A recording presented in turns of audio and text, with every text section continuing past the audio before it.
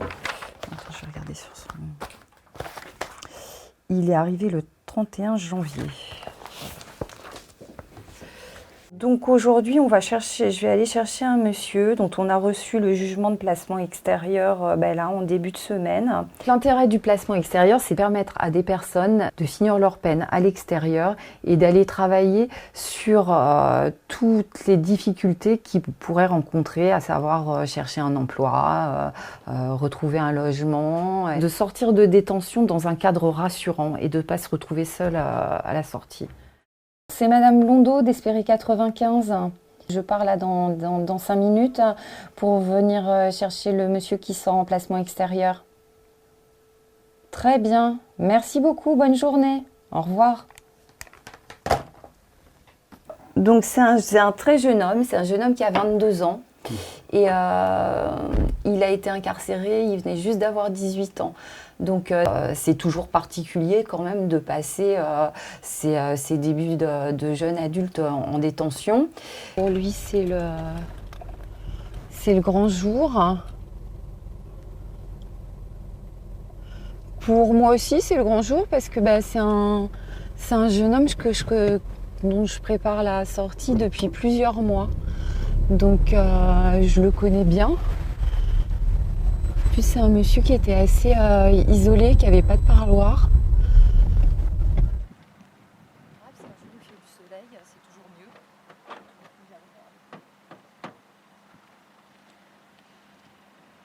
L'objectif, c'est la prévention de la récidive et que ces personnes ne retournent pas en détention. Donc, c'est d'aller travailler sur les facteurs qui ont fait qu'à un moment, il y a eu passage à l'acte et de pouvoir leur permettre de sortir dans un cadre suffisamment rassurant pour qu'il y ait d'autres solutions que le passage à l'acte pour exister.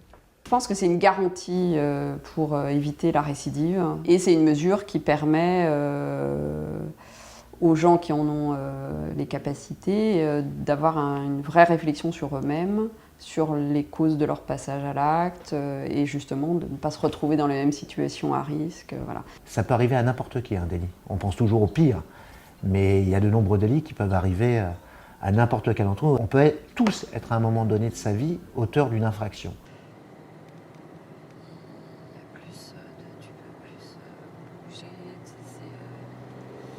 Vous êtes passé devant la juge, vous avez construit un projet. Ça veut dire quand même qu'il y a beaucoup de gens qui vous ont fait confiance et qui ont cru en vous. Donc, c'est important. Mais là-bas, il y a des anciens détenus, non? Peut-être qu'il y en a, en fait. Parce que des anciens détenus, il y en a partout. Oui, mais vous voyez ce que je veux dire? Mais comme je vous l'ai déjà dit, je vous l'avais déjà expliqué, c'est pas marqué sur votre front, sur votre veste. Donc, vous allez rencontrer des gens là-bas. Forcément, vous allez voir, c'est vivant. Mais les gens vont vous rencontrer comme vous allez vous présenter. On met à sa disposition une chambre où il a une petite salle de bain, une petite cuisine. Enfin voilà, ça va être son lieu de vie pendant les prochains mois, tout le temps de son placement extérieur. Et voilà, c'est un nouveau départ.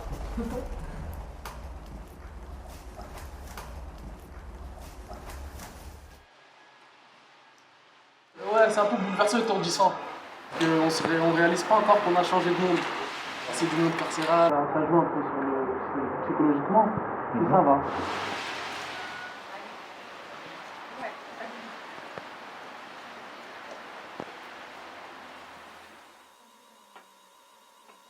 Comme c'est un aménagement de peine qui est quand même très contraignant, il faut aussi essayer d'aller mesurer si la personne va être en capacité de tenir ses contraintes. Sinon, le risque, c'est la réincarcération. L'association est effectivement plutôt positionnée sur l'évitement ou écourter la détention provisoire. Il y a des orientations politiques associatives fortes, qui est très engagée, très militante, très marquée. C'est éviter le côté désocialisant. C'est l'accompagnement pour prévenir la récidive, toutes les réponses autour d'un projet de vie. 15 à 20 000 personnes, voire plus, n'ont pas leur place en prison.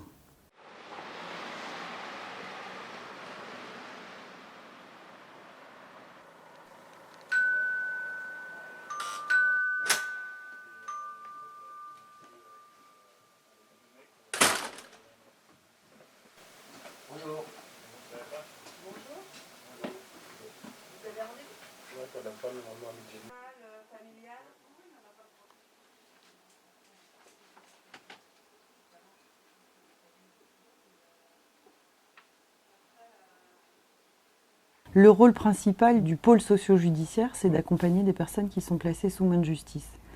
Tout au long de la chaîne pénale, c'est des personnes qui sont en attente de jugement, donc qui vont relever du service présententiel, et d'autres qui sont condamnées et qui vont davantage relever du placement extérieur, puis, plus tard encore, dès lors qu'ils sortiront de prison, du CHRS l'Ermitage.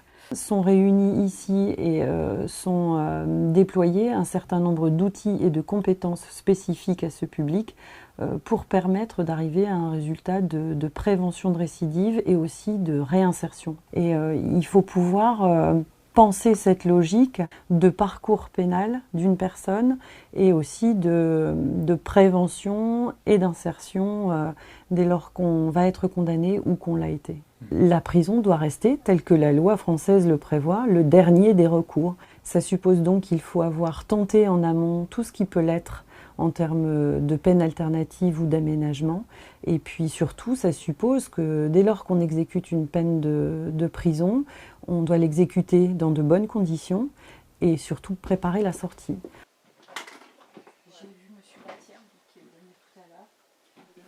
Eh bien, merci bien. Il arrive à 14h? Oui, c'est ça. Ok. Ce monsieur, il est reçu là, 2 jours après sa sortie de garde à vue. Il a commis un accident en conduisant sous alcool, involontairement.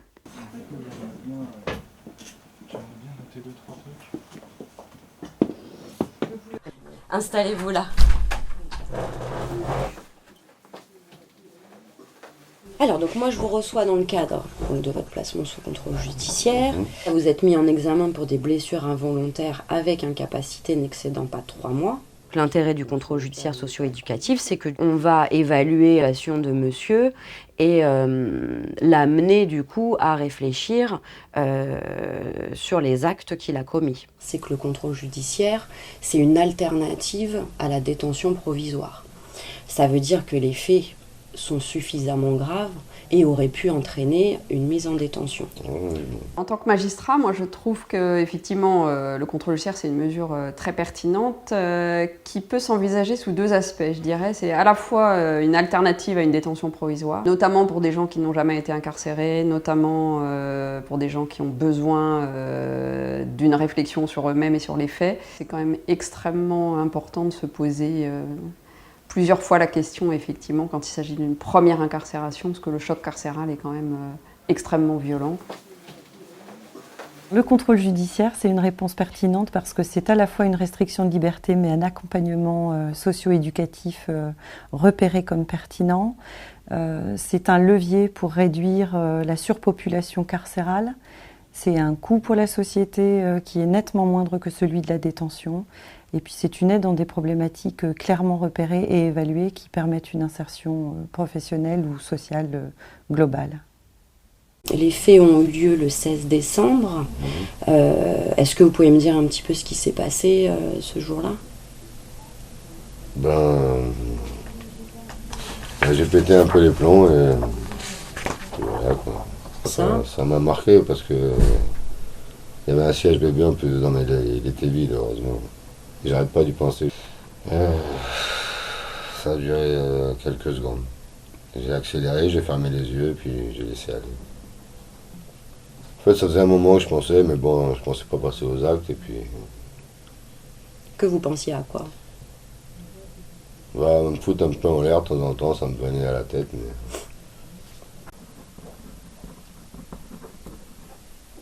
Et vous aviez bu beaucoup du coup Ce jour-là, non, mais j'avais bu le vendredi, j'avais bu le samedi midi.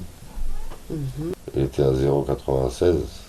D'accord. Multiplié par 2, ça fait beaucoup. Il a 2 anciennes condamnations, les 2 sont en lien avec une conduite en état d'ébriété. Il va falloir qu'il ait un accompagnement soutenu aussi pour contenir toutes ces fragilités.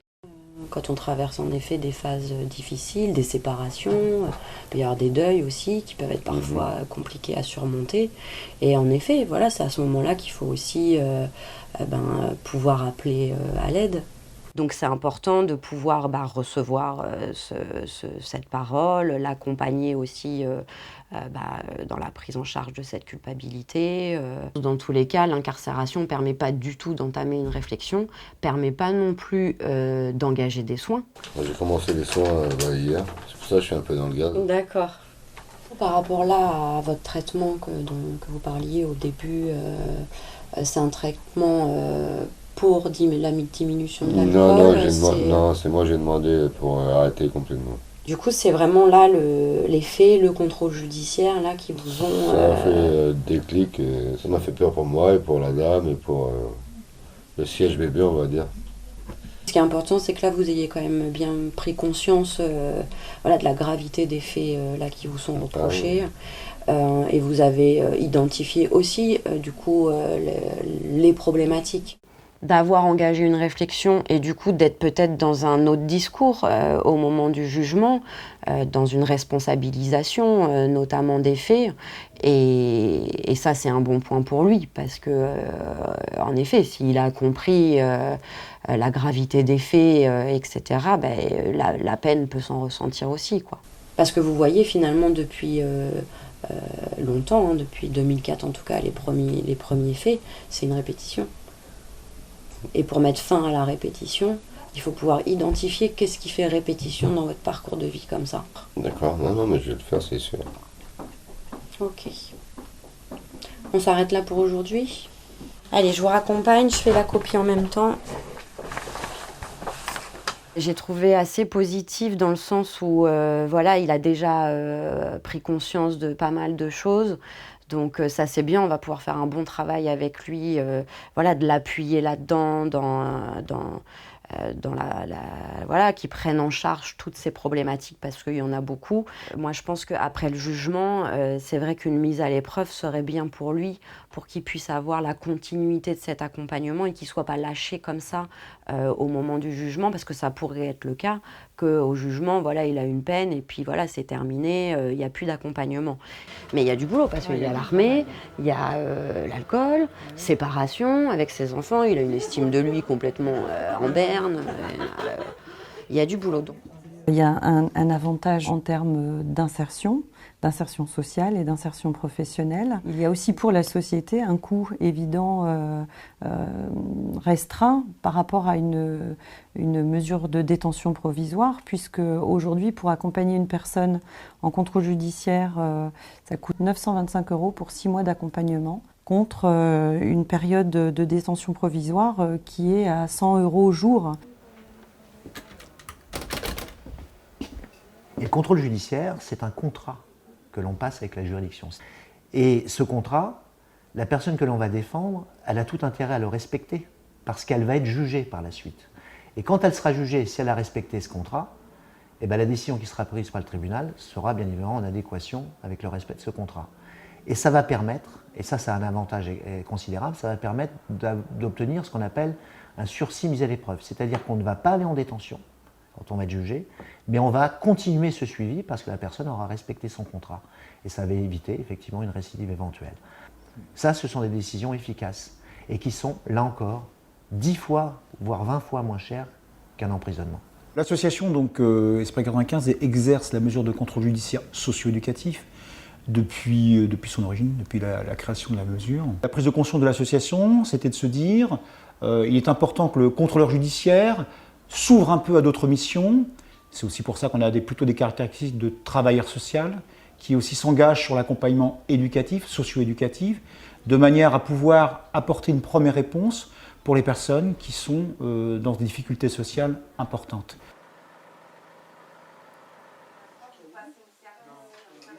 Le courrier nous est revenu avec la mention pli avisé non réclamé. En fait, le courrier, je l'ai pas. Il est censé arriver demain. C'est un courrier où elle parce qu'il n'avait pas de portable. Enfin, en gros, il y a une grande dimension éducative.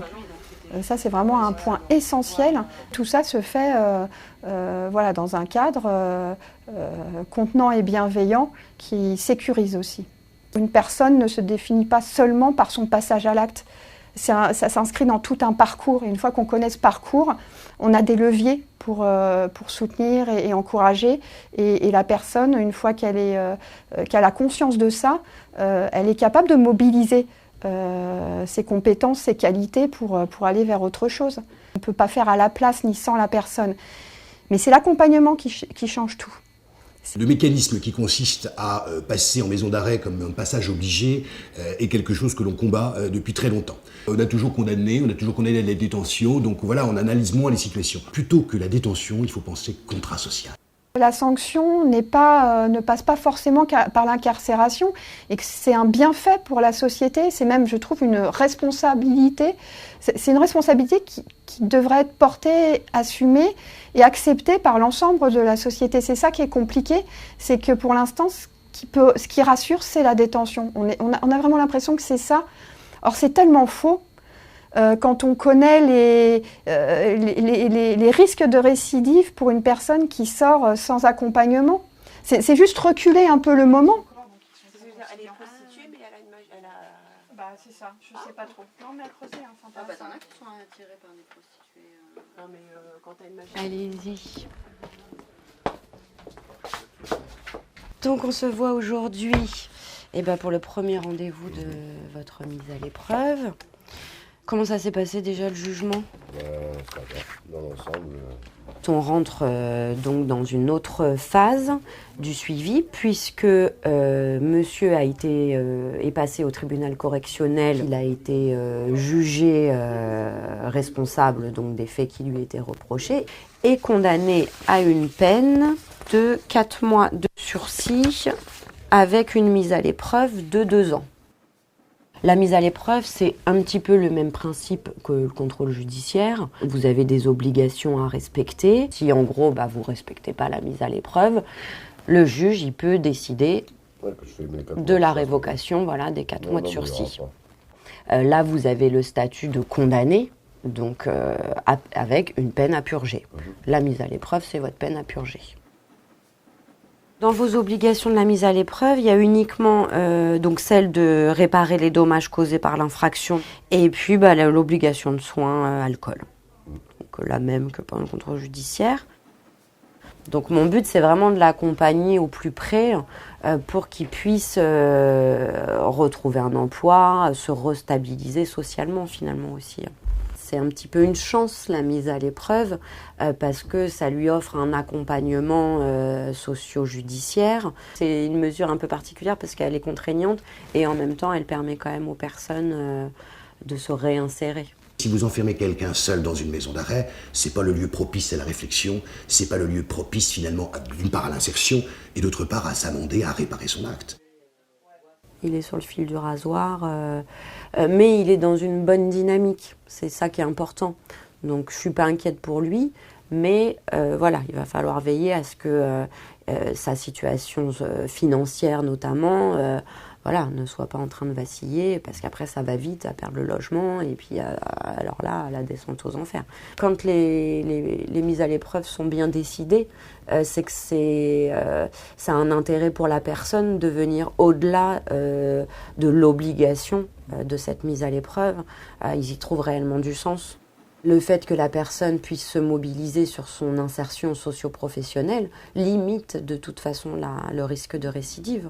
Le but, c'est qu'ils respectent cette mise à l'épreuve. Donc on va essayer, en fonction des personnalités, de trouver les leviers pour qu'ils respectent cette mise à l'épreuve. C'est des choses un petit peu subtiles qu'au début, on ne peut pas trop quantifier, mais en fonction de la situation, on va essayer de lui donner des clés un petit peu pour qu'il puisse frapper aux bonnes portes, en fait.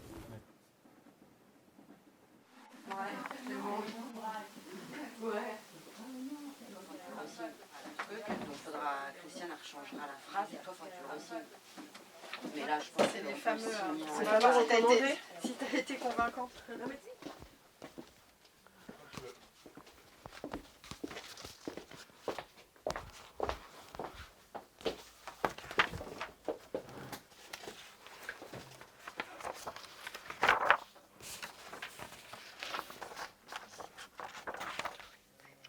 Je vais contacter Madame de Rolao, qui est la psychologue de notre association et qui peut prendre en charge, en accompagnement, les personnes placées en contrôle judiciaire socio-éducatif.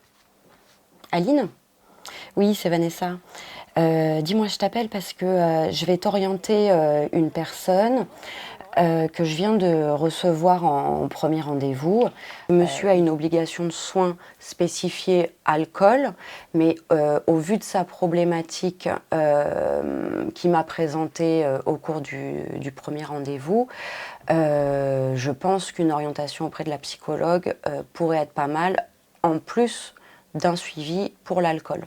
Monsieur fait quand même état de plusieurs problématiques. Ça a des conséquences sur son comportement aujourd'hui, son alcool, mais au vu de son parcours, ça me paraît important qu'il puisse te rencontrer et que tu puisses engager un suivi avec lui.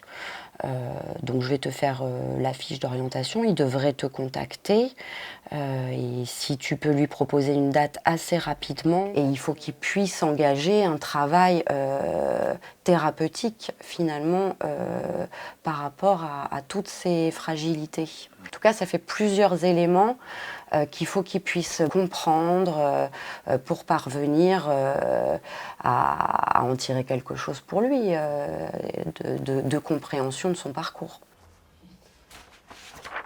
Nous, notre travail aussi, à partir de ce que nous amène la personne, c'est aussi de faire un état des lieux de toutes les difficultés qu'il rencontre et les orienter. En fait, si c'est une problématique logement, on va pouvoir faire appel à notre service d'accompagnement vers et dans le logement. Si c'est plutôt une problématique de fragilité psychologique ou de parcours voilà, un petit peu carencé, on va pouvoir faire appel à la psychologue. Si c'est plutôt une problématique addicto, on va orienter sur l'extérieur au sein des XAPA, des centres d'accompagnement et de prévention d'addictologie. Notre travail, c'est vraiment de repérer les difficultés que la personne rencontre et d'orienter auprès des bonnes personnes et que ça aille aussi assez vite. Parce que dans le droit commun, on sait bien que tout met du temps. Ça permet d'accélérer aussi la situation de la personne et l'évolution surtout de la personne. Il a pas mal pleuré, il est pas top en ce moment, donc je pense qu'un rendez-vous assez rapidement, si tu peux, ça serait vraiment pas mal pour ce monsieur. Ok, ça marche. Merci beaucoup. Les magistrats sont frileux pour ce genre de décision du fait de cette problématique sécuritaire. Donc ils ne veulent pas prendre le risque de l'aménagement de peine, raison pour laquelle on a très peu de décisions d'aménagement de peine par rapport à l'intérêt que ça peut avoir. Les gens ont toujours l'impression qu'il y a un crime ou un délit, c'est la prison. Il est essentiel effectivement de prendre des risques. Quand je dis prendre des risques, effectivement, ça peut choquer. On ne prend pas des risques pour n'importe quel délit, pour n'importe quelle personne. Il faut prendre des positions qui sont courageuses. Parfois, elles sont contre-courant de l'opinion publique, mais il faut les prendre. Je ne pense pas qu'il y ait une culture de l'emprisonnement. Mais je pense qu'aujourd'hui, il y a encore du travail à faire sur comment on conçoit la peine, comment on envisage la peine, qu'est-ce qu'on connaît des aménagements de peine. Les magistrats ne connaissent pas forcément très bien la manière dont ils se déroulent. Je pense qu'il y a encore des progrès de pédagogie aussi à faire. À nous de leur dire, oui, non mais c'est une chance là, vous auriez pu aller en détention. Et puis si vous ne respectez pas, c'est ce qui va arriver, vous irez en détention. Allez, merci. Bonne fin de journée et puis au mois prochain. Au revoir.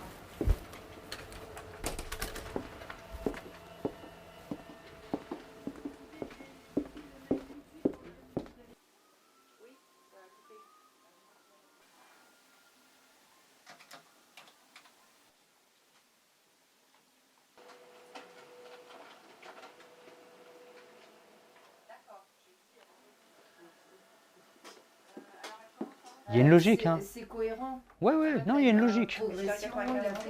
On va voir. Je te dirai, je vais creuser le truc. Oui, elle me rappelle demain matin. Ouais. Bonjour, ça va? Ouais. Allez, c'est assez bon. Le but, c'est vraiment à un moment donné de votre parcours que vous soyez votre propre coach. C'est-à-dire que le but, c'est vraiment que vous appreniez à vous poser les bonnes questions, vous appreniez à prendre du recul et pas vous laisser aller. Savoir aussi à qui vous poser les questions. Parce que ce qui se passe, c'est que souvent, si on ne se pose pas de questions, on peut toujours attendre les réponses. Ou c'est quelqu'un qui va nous imposer une réponse. Mon objectif, en fait, à la fin de votre parcours ici, c'est que vous-même, vous n'ayez pas besoin d'aller tout le temps chercher, c'est vous poser les bonnes questions. Il est sorti depuis peu, donc une grande majorité d'entre eux, il y a une dynamique qui s'installe, mais malheureusement, au bout d'un certain temps, avec des mauvais réflexes qui peuvent revenir, chasser le naturel, il revient au galop. Et c'est des choses qu'on accepte parce qu'il monte, et puis ça descend, et puis ça remonte. Et puis le but, c'est qu'il retrouve un petit peu des bons réflexes. Et on s'adapte quand même par rapport à ça. Le projet professionnel, il est dans le projet de vie. Le projet de vie, c'est comment je vois le bonheur, comment je me sens. Je vais faire en sorte de me sentir vivre. D'accord ? Tout ça, c'est important. Dans le cadre de ce qui vous est arrivé, bien entendu, l'entourage a joué énormément. D'accord ? L'entourage, le quartier en l'occurrence. Qu'est-ce que vous décidez de faire avec ces personnes-là ? Il a décidé, il veut mettre le passé. C'est une expérience, un apprentissage de sa vie. Il met ça de côté, il a envie de construire quelque chose de nouveau. Il veut fermer une porte définitivement pour ouvrir une nouvelle porte. Parce que si on lui ressasse, déjà, dans la tête, c'est pas bon, et ce sera toujours installé. On va toujours vous voir avec l'étiquette. D'accord ? On a nos qualités, nos défauts. Le but, c'est de renforcer les qualités, les défauts, les amoindrir, voire les gommer. Mais c'est lié à ce dont je vous ai parlé dès le départ, c'est l'objectif, où j'ai envie d'aller. Mon objectif, notamment, c'est de bien préparer les gens que j'accompagne sur la recherche d'emploi, de formation, c'est de savoir se vendre, se valoriser. D'accord ? Quand on revient, on peut vous dire, mais durant ces années, qu'est-ce que vous faisiez ? Une réponse simple, c'est, vous savez, comme tout le monde, je renvoie à la personne dans sa tête, j'ai eu une passe à un moment difficile, je me sentais pas bien, je ne veux pas rentrer dans les détails, mais ce qui est important, c'est qu'aujourd'hui, je vais mieux, je suis en train de construire quelque chose pour l'avenir. Vous avez vu, je mets vite de côté, voilà, on se projette. Je ne laisse pas le temps à la personne en face de moi de rester sur le passé, d'accord ? Tout de suite, elle n'a pas rentré, elle n'a pas à savoir. Il y a des gens qui savent, mais telle et telle personne n'a pas forcément... Mais il faut construire tout ça. Juste, des choses, on n'est pas dans le mensonge, mais on ne laisse pas n'importe qui rentrer dans... Voilà, c'est mon histoire, je n'ai pas envie de la partager avec n'importe qui, d'accord ? On ne sait pas ce que vont en faire les gens, d'accord ? Mais c'est de construire ça tout doucement, mais sûrement. Dans un entretien d'1 heure, la première question, ça peut être celle-là, présentez-vous. Juste, et si celle-là se passe mal, vous imaginez la suite. S'il n'y a pas ces efforts-là, malheureusement, on passe à la trappe. On ne fait pas partie des gens qui vont être sélectionnés. Ça me permet d'en savoir un petit peu plus sur ce qu'il est, où il en est. Et c'est vraiment, c'est ce qui va lui permettre, en tout cas, c'est ma manière de voir l'accompagnement, le coaching en l'occurrence, vers quoi il va aller. Est-ce que c'est quelque chose qu'on va l'inciter, le forcer à faire, ou c'est vraiment quelque chose qu'il a envie, une direction qu'il a envie de prendre. Il a vraiment envie de tirer un trait sur ce qui lui est arrivé.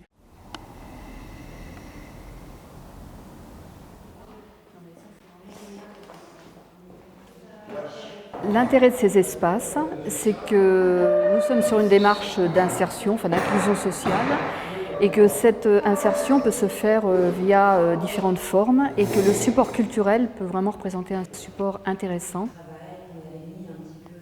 C'est la dernière séance, c'est une petite, c'est une chanson aussi, c'est vrai.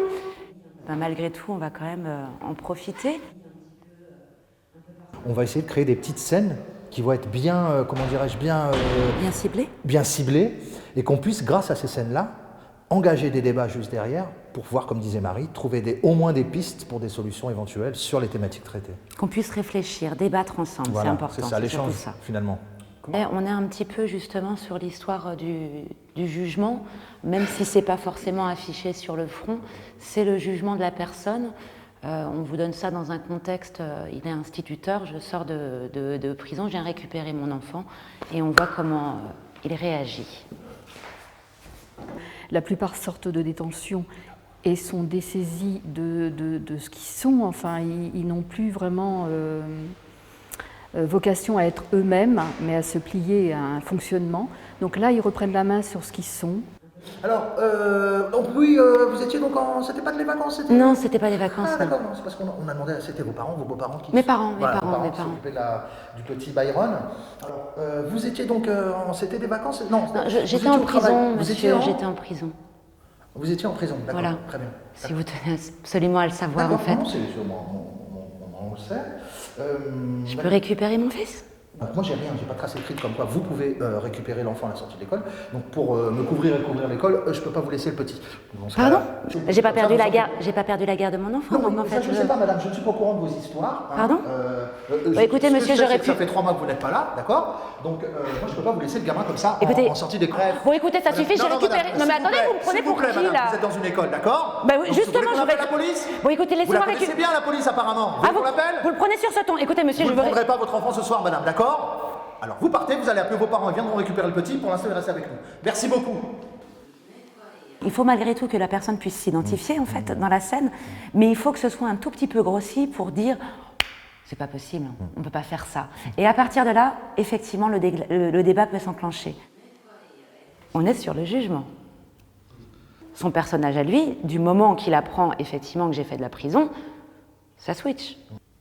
Vous faites quoi à ma place? Vous pensez que moi j'ai été trop nerveuse vis-à-vis de lui?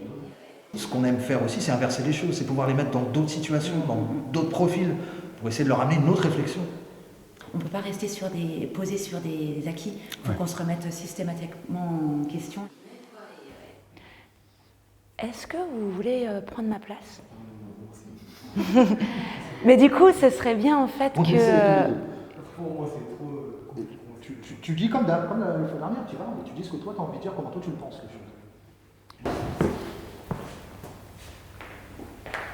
Comment va?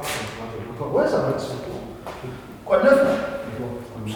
Ils se positionnent par rapport à des situations, ils sont confrontés à l'autre, donc ils accueillent une différence, ils accueillent une altérité et ça leur permet également de travailler sur la tolérance, sur une écoute. Bravo. C'est très bien. Hey.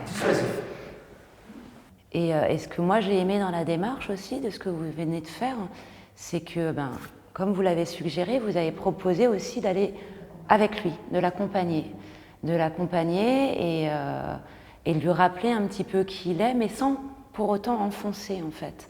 À aucun moment, à un moment donné, vous avez enfoncé la personne, juste rappeler qui il était et les dangers en fait, et juste aussi l'accompagner. Et ça, effectivement, du coup, ça change beaucoup.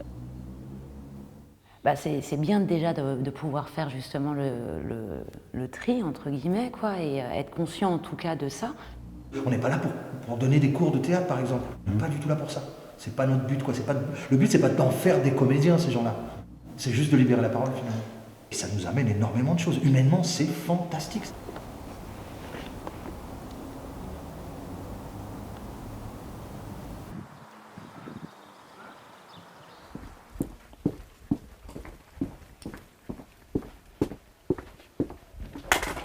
J'ai vu monsieur donc, qui est venu tout à l'heure, le monsieur que je t'ai présenté.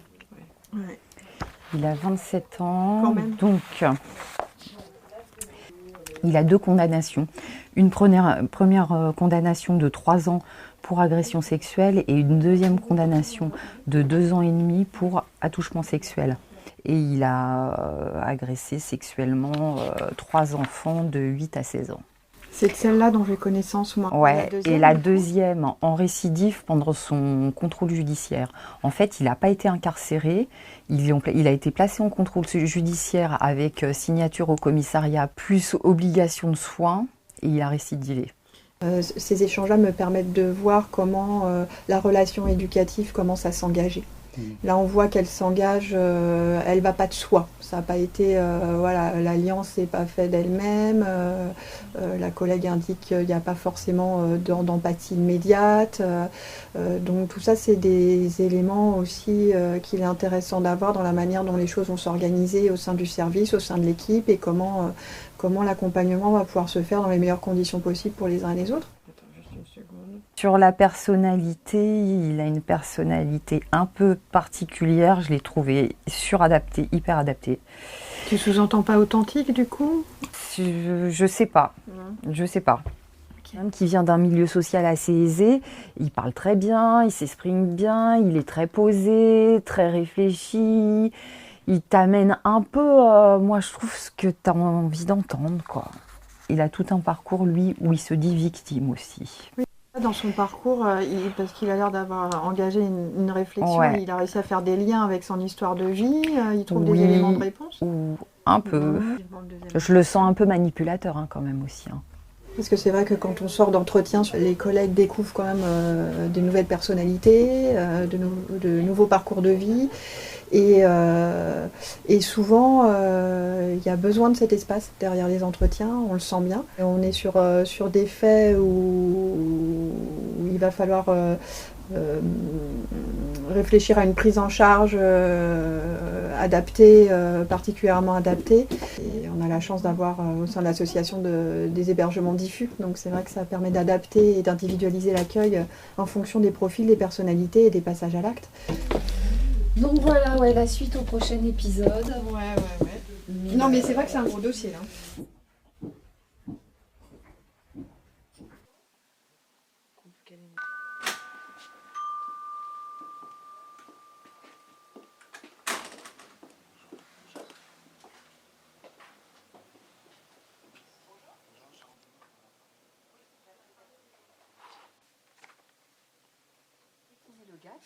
Parce qu'il a, il a vu que les groupes...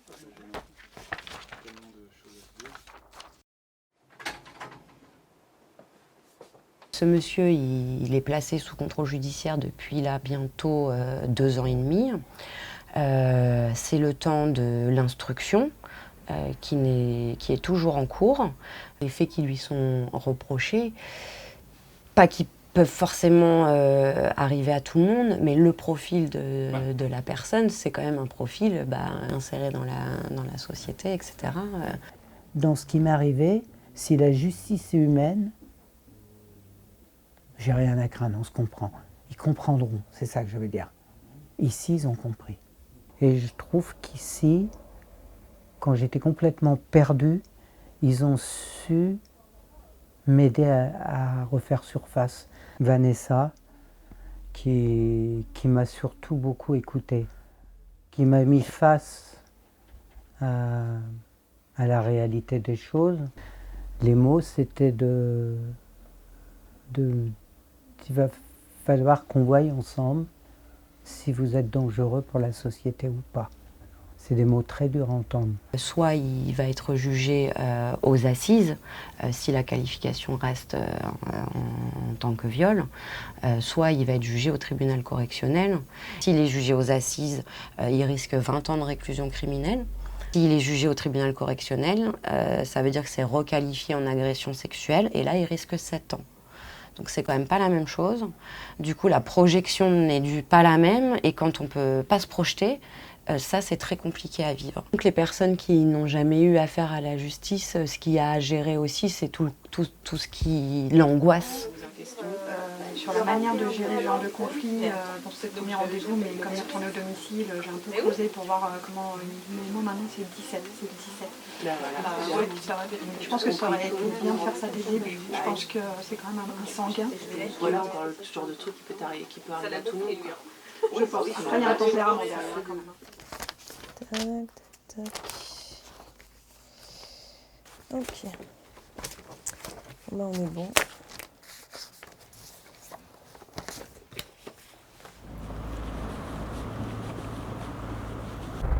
On va chercher un monsieur qui sort de détention aujourd'hui, qui est incarcéré depuis qui est incarcéré depuis 4 ans. C'est un monsieur qui est sans papier actuellement, qui a besoin de refaire tous ses papiers administratifs. Donc dans un premier temps, ça veut dire qu'il n'aura pas de ressources, qu'il faudra faire absolument les démarches pour qu'il ait sa carte de séjour, parce que sans ça, on ne va rien pouvoir faire en fait. Et qui va être installé du coup en CHRS, et centre d'hébergement et de réinsertion sociale. Ça veut dire que c'est un centre d'hébergement, ils sont hébergés, donc là en l'occurrence pour ce monsieur-là, dans un appartement en collectif, et il a un accompagnement social global. C'est très symbolique, il y a personne, ils ont pas de famille, mais ils ont quelqu'un qui les attend à la sortie, parce que y en a qui sortent juste avec un baluchon sur l'épaule et ils partent seuls et ils prennent le bus, il y en a un par heure ici, et c'est hyper compliqué quoi. Et d'avoir quelqu'un qui les attend à la sortie, ça rassure aussi beaucoup, quoi. Et on va pouvoir charger par là, je pense. Tenez, hop. Et voilà. Hop. Je vais mettre.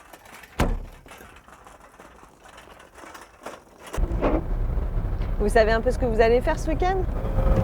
Pour l'instant, comme ça, pas encore. En fait, parce que j'attends vraiment de pouvoir me projeter au fait. Ouais, je sais que c'était important pour vous, c'était un peu le stress de la projection. C'est normal. On est à Cergy-Saint-Christophe pour l'installer dans son appartement où il va être hébergé en CHRS. Voilà. À la base, j'avais pas de solution de sortie. J'ai essayé de me retrouver à la rue avec toutes ces affaires. C'était plus ça ma plus grosse angoisse, on va dire. Maintenant que pour moi c'est fait, je peux déjà me poser et respirer au moins.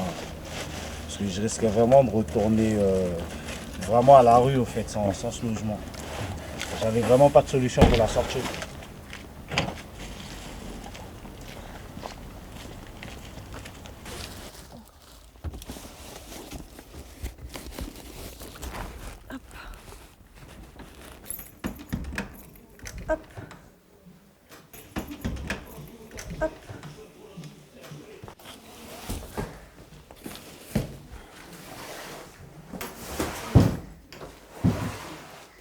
Hop.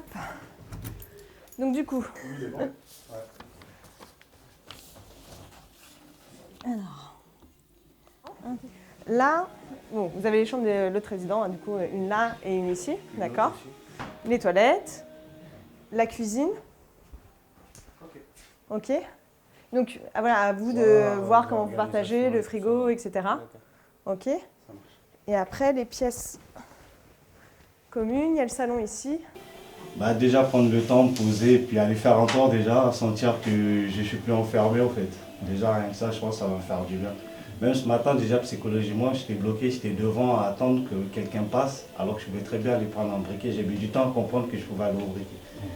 C'est pas anodin en fait, c'est pas venu tout de suite. J'étais là arrêté comme un con, et puis après je me suis dit au bout de 10 minutes, mais il y a un tabac, je sais pas quoi j'attends pour le briquet. C'est pas naturel. Voilà, j'ai été directement mon prendre.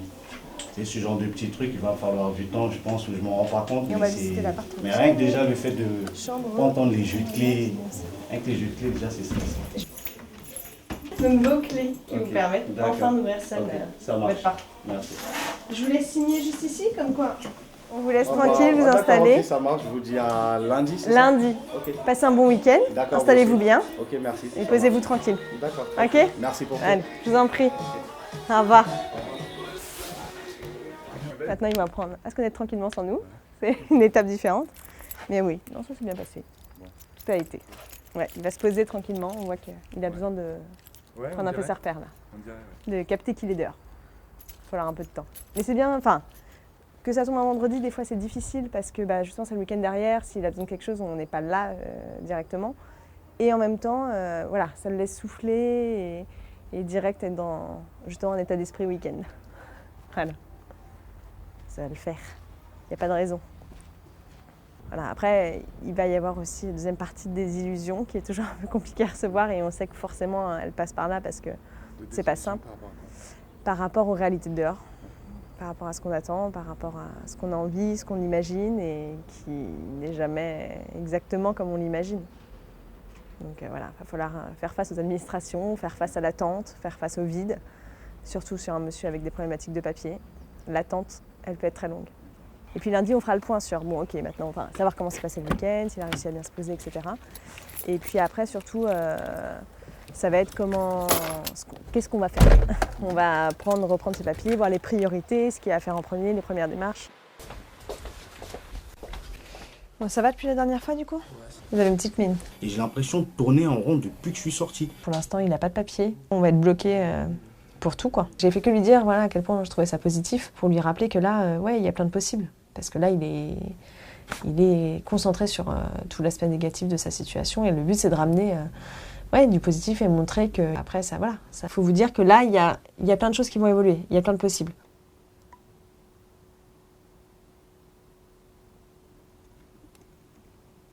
Vous pouvez aller sur le site de l'entreprise. Parce que là, j'étais sur Wikipédia. Et vous allez prendre des informations qui peuvent vous être utiles. Vous y êtes ? Ok. Donc là, en fait, vous voyez, sur le site internet de cette entreprise-là, on retrouve pas mal de choses. On a les valeurs de l'entreprise. Rappelez-vous, connaître les valeurs d'une entreprise, d'une grosse entreprise en l'occurrence, c'est pas anodin. Ça peut vous donner des bons points. On a des gens qui sont en placement extérieur, qui sont sous surveillance électronique. On a des gens qui sont orientés par le Pôle emploi. On a un certain nombre de thématiques qui reviennent de manière assez régulière. La création du CV, la définition de la lettre de motivation. Le but, c'est qu'ils soient autonomes et qu'ils puissent rédiger eux-mêmes leur lettre de motivation. Et puis revenir en fait sur tout ce qui concerne notamment la préparation aux entretiens d'embauche. C'est ce qui peut faire la différence, parce qu'il y a beaucoup de gens qui ne pensent pas à chercher des informations sur cette entreprise-là. Imaginons que vous avez simplement un entretien de 5 minutes. On va simplement vous demander vos qualités, monsieur. Vous pouvez me les citer. Il faut matcher entre vos qualités et les qualités qui sont attendues par l'entreprise. Quelles sont vos qualités? Je suis dynamique. Alors dynamique, d'accord. Donnez-moi une autre qualité. C'est important. Par exemple. Ponctualité, ouais. Mais il ne donne pas d'exemple. Non, vous avez une bonne condition physique. Voilà. Sur votre dernière expérience là, sur le chantier, je pense qu'il y a des choses, il y a des qualités. Vous l'avez prouvé là, même dernièrement, vous étiez presque seul. Vous avez fait le travail de plusieurs personnes. Alors maintenant, quels sont les points améliorés pour vous, monsieur? Les points améliorés? Ouais. Ce qu'on pourrait appeler défauts, mais... Je voudrais améliorer mon sens du dialogue. Alors oui, bien sûr. Sociable. Être un peu plus sociable. Et à un moment donné, donc, on fait une simulation d'entretien qui est filmée en présence des gens qui participent à cet atelier. Donc en l'occurrence les gens du chantier, et une analyse de chaque simulation filmée est faite ensemble. L'objectif, c'est simplement de rappeler que si on souhaite s'améliorer, il y a besoin de pratiquer, d'expérimenter. On a fait un entretien, on était 2 personnes en face de vous, ce qui n'est pas évident. Je savais que c'était pas vraiment un entretien. Ouais. Et j'avais pas vraiment révisé avant. Oui, c'est vrai. Ce qui était dommage, vous avez vu, ça aurait pu mieux se passer si vous aviez un petit peu préparé. On l'a vu avec d'autres personnes, il y avait un manque. Et la réalité, c'est que même si vous jouez le jeu, vous passez un entretien, vous n'avez pas été préparé, bah vous risquez de passer à côté. Vous voyez? Vous avez fait 5 jours? Alors l'objectif global de ces ateliers, c'est simplement de leur permettre de sortir de ce chantier avec un emploi ou une formation. Ces ateliers, j'ai parlé de la partie emploi, mais il y a aussi la partie validation d'un projet professionnel ou la recherche de formation. Et je voulais te voir parce que j'ai besoin de positionner une personne. Je voudrais connaître la date de la prochaine information collective. Là, c'est le 24 janvier. Et aussi, donc, je voulais faire le point avec j'avais orienté quelques personnes. Il était venu pour de la remise à niveau en informatique. Alors monsieur, c'est super bien passé. Donc là, il travaille actuellement en tant qu'aide de cuisine. Il a des horaires qui bougent, donc peut-être qu'il peut s'arranger. Quelquefois, il pensait pouvoir venir qu'une fois par semaine. D'accord. Et monsieur Briève, vous recoute, oui, il est sur la liste. Il est sur la liste. Pour la plupart, ils viennent simplement pour se remettre en route, pour avoir une autre expérience dans un autre secteur d'activité. Pour certains, ça leur permet aussi de retravailler sur l'estime d'eux-mêmes. Il y a des ateliers qui sont dans ce cadre-là. La confiance en eux-mêmes, voilà, c'est un tout.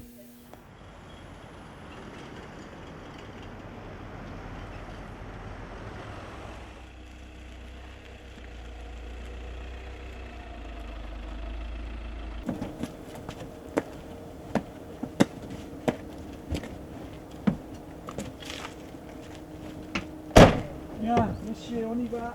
Et aujourd'hui, on va entretenir l'aire des repos, des 4 heures de repos. Et jusqu'ici en face, on va faire des tas de feuilles, il faut les évacuer après le camion. Et vous coupez donc l'herbe, donc là, surtout à côté de la butte, on va couper, on va nettoyer. Ok? D'accord. Donc vous avez déjà les machines, on se met au travail. C'est parti, on y va.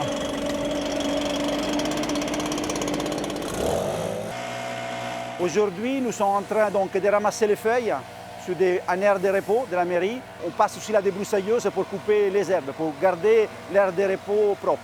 Il y a 8 places sur les chantiers, donc 6 places sont réservées à des personnes sous main de justice et 2 places pour l'emploi. Ils sont là ici 22 heures par semaine. Il y en a qui n'ont aucune expérience de travail. Et le principe, c'est de commencer à acquérir une expérience de travail, se remettre au travail, donc être dans un groupe. Et aussi, d'autre côté, il ne faut pas oublier que nous, on les forme. On va le décharger. Ouais, vous m'aidez?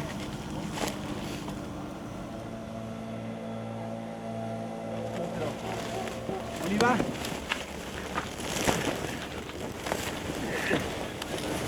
Alors, vous montez là-haut pour la vider. On accompagne des personnes qui ont tous un parcours différent, donc c'est un peu la même chose.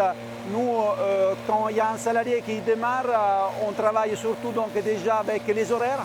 Il y en a qui peuvent avoir des difficultés pour reprendre, pour se mettre en travail et donc d'être à l'heure. On fait extrêmement attention à des personnes qui n'ont pas travaillé pour quelques temps. Il y en a qui n'ont presque jamais travaillé dans leur vie, parce qu'il y en a qui sont très jeunes. C'est-à-dire que nous n'avons pas les mêmes exigences avec quelqu'un qui vient de démarrer sur les chantiers, avec d'autres personnes qui ont déjà 3 ou 4 mois ou qui ont déjà une endurance.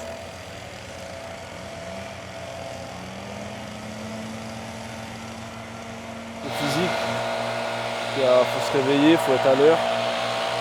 Et après sinon c'est des petites difficultés comme dans tout le boulot. Ça me permet de me réadapter au travail et pouvoir essayer de trouver quelque chose qui pourrait m'intéresser un peu mieux pour le long terme et de me réadapter dans la vie professionnelle, avoir le rythme aussi.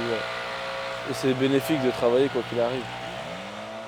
La plupart des salariés, des personnes qui ont travaillé sur les chantiers, ils ne continuent pas à travailler dans l'espace vert. C'est un tremplin, c'est un outil de travail.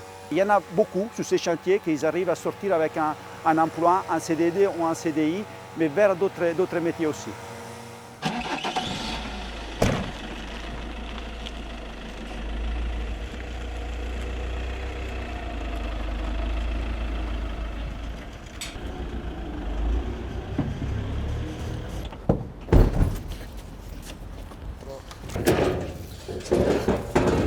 Contrôlez bien que vous avez de l'essence là dans les souffleurs.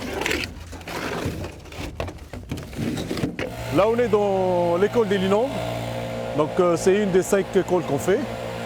On a de la chance, il ne pleut pas, il n'y a pas beaucoup de vent, c'est impeccable pour souffler. Tu ramènes tout le tas ici pour qu'on fasse... Tu fais un petit tas en fait ici, là. Ok, comme d'hab. Là vous allez ici, la petite cour. Toi et Flavien. Comme d'hab, vous soufflez par rapport, tu commences par le trottoir là, vous allez tout au fond et vous mettez un tas là-bas. Là. Ok, après on ramasse. L'objectif déjà pour les gars c'est de les remettre, de les habituer au travail, se lever le matin, arriver au boulot, être motivés, chose qu'ils ont perdu la plupart d'entre eux. Un très bon esprit d'équipe aussi, ça ils le retrouvent dans l'insertion. C'est très important pour eux parce que la plupart d'entre eux, ils ont perdu ce sens-là. Quand il y a un bon esprit d'équipe, le travail il est mieux fait.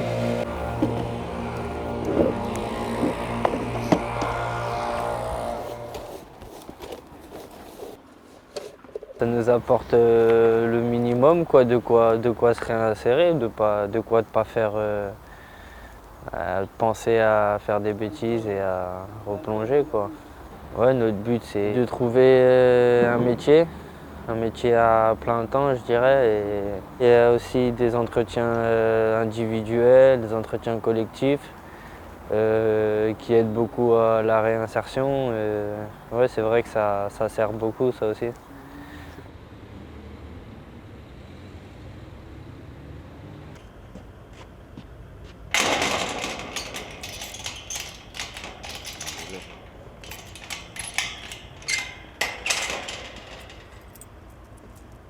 Le danger, c'est la sortie sèche. C'est-à-dire que la personne va être incarcérée, faire sa détention, mais quand il va sortir, il sera dans le même état, voire pire, que quand il est rentré. L'aménagement de peine va permettre une resocialisation, même du condamné, même celui qui a commis le plus grave.